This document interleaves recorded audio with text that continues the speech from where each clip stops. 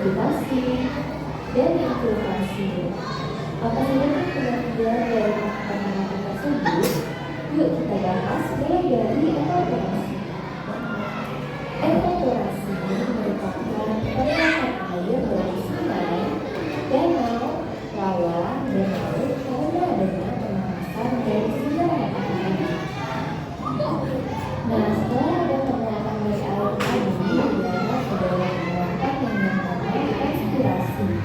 Transpirasi merupakan penguapan air dari permukaan ke atmosfer melalui saluran air. Lalu, akibat penguapan tadi akan berubah menjadi titik air dan membentuk gumpalan awan. Proses ini dinamakan kondensasi.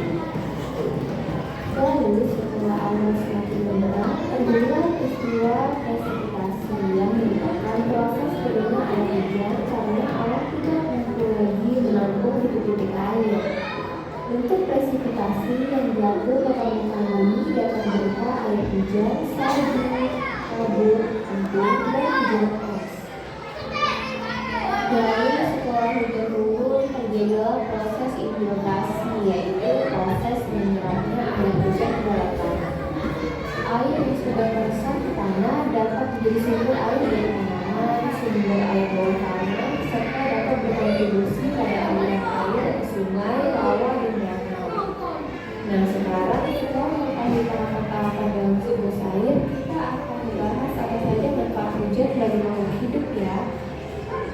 Manfaat hujan bagi makhluk hidup secara garis besar yaitu yang pertama sebagai cadangan air dalam tanah, lalu yang kedua sumber air minum atau untuk kebutuhan tubuh bagi hewan, sebagai bahan pembentukan untuk fotosintesis dan masa makanan, lalu keperluan manusia antara lain minum, mandi, membersihkan peralatan, dan mematikan listrik. Lalu siklus air juga mempengaruhi perubahan suhu udara dan iklim di bumi. Selanjutnya kita akan membahas kegiatan manusia yang mempengaruhi siklus air. Kita mulai dengan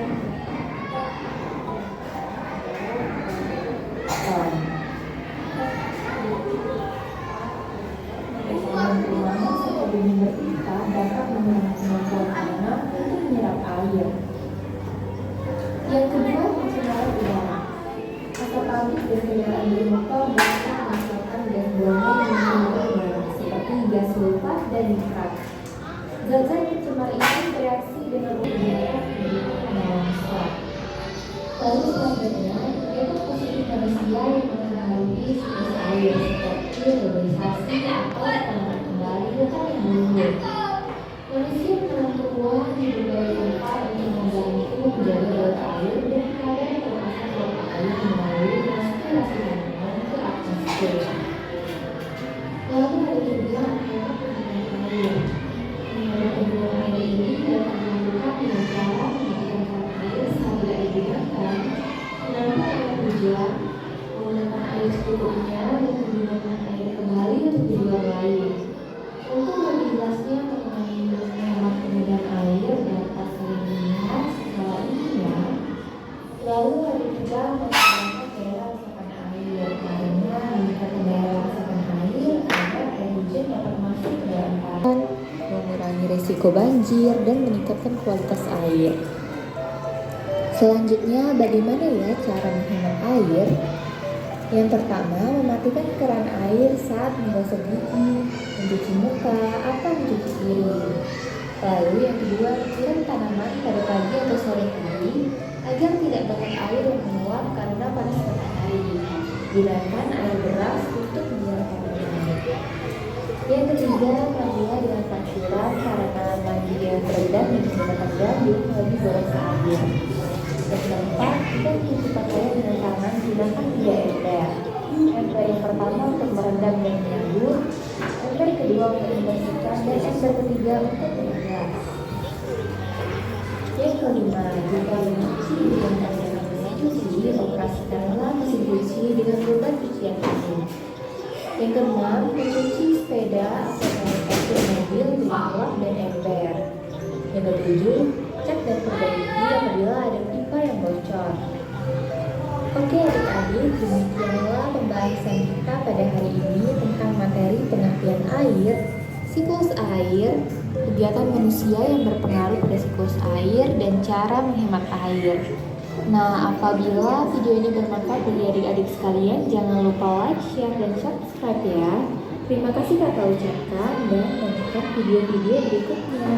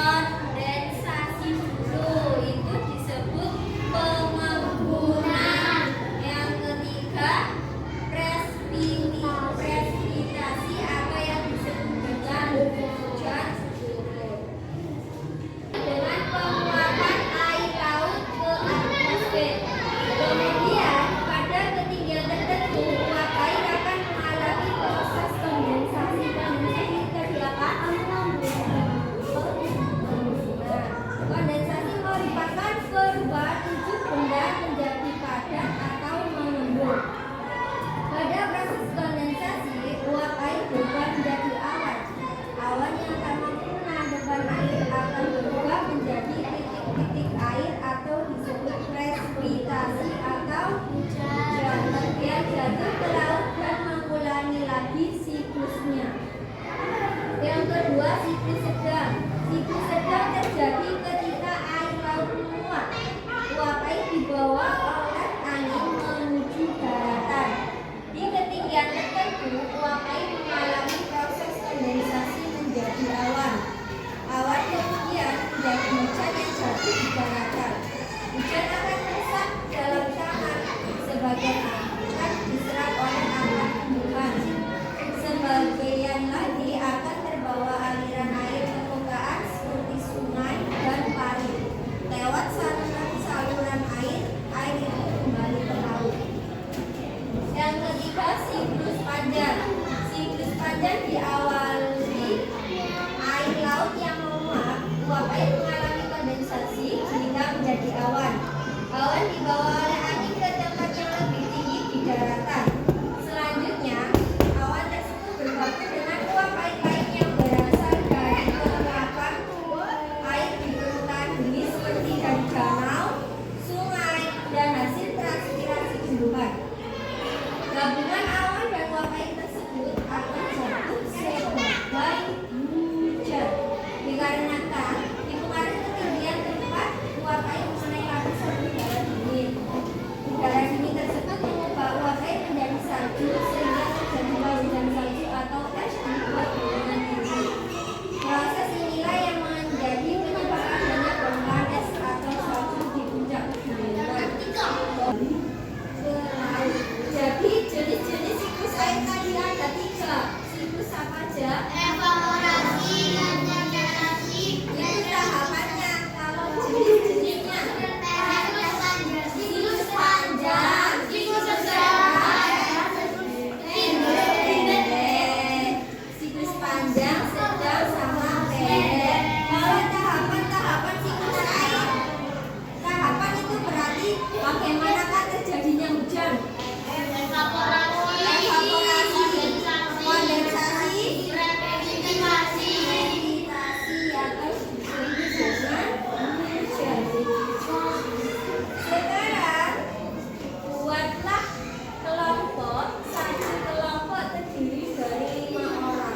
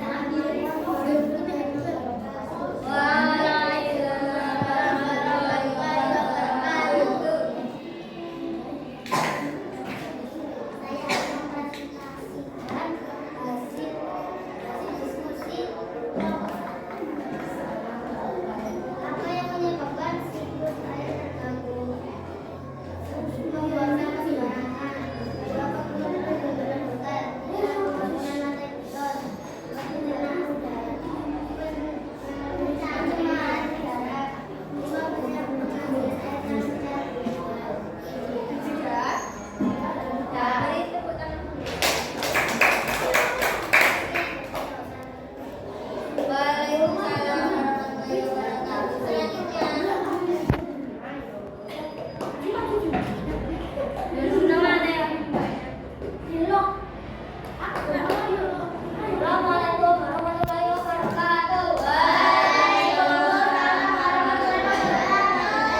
Yang akan presentasikan hasil kelompok tampil saya. Apa yang dapat mengambil saya pemikiran kita secara liar, menggunakan air kecil kemudian pencemaran udara, pengambilan air mani kemudian pengambilan sekian dari saya. Wassalamualaikum warahmatullahi wabarakatuh.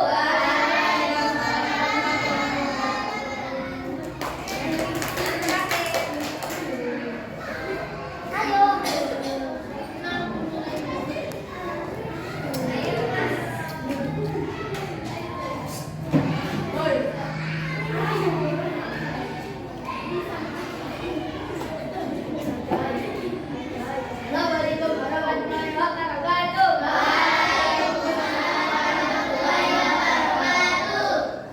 Saya akan mempresentasikan diskusi kelompok kami. Apa yang membuat siklus air terganggu, pengambilan air tanah berlebihan, menghentikan secara liar, pembangunan lantai Assalamualaikum warahmatullahi wabarakatuh. Jawabannya bagus-bagus. Sekarang kita kasih tepuk wow. Jadi bukan ya wow. Kasih B, kasih O, kasih B. Wow.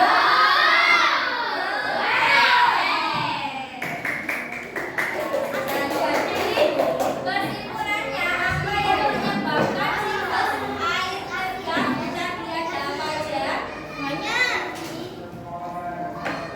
Ayo, yang menyebabkan siklus Buang sampah sembarangan. membuang sampah sembarangan, Pembangunan hutan.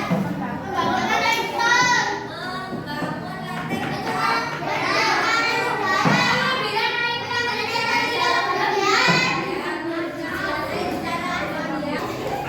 hutan, sekarang kembali ke tempat duduknya masing-masing.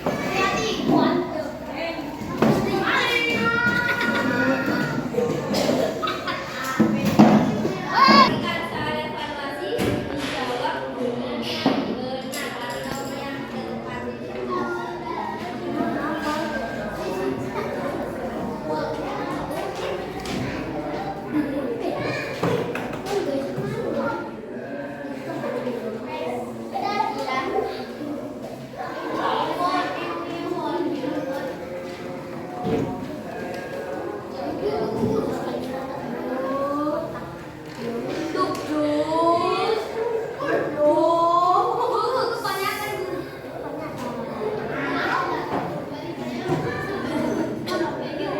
Tidak bisa dikerjakan. Dikerjakan sendiri-sendiri.